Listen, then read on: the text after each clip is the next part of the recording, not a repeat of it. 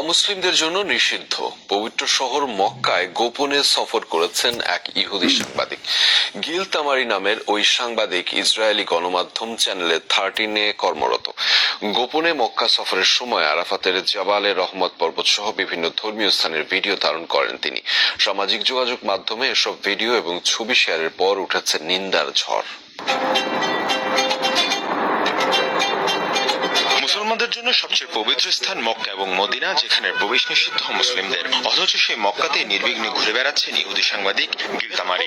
Israeli গণমাধ্যম channel 13-এ কর্মরত সাংবাদিক ঘুরে বেড়ান মক্কা গেট, জাবালে রহমত পর্বত সহ বিভিন্ন ধর্মীয় স্থানে, ধারণ করেন ভিডিও।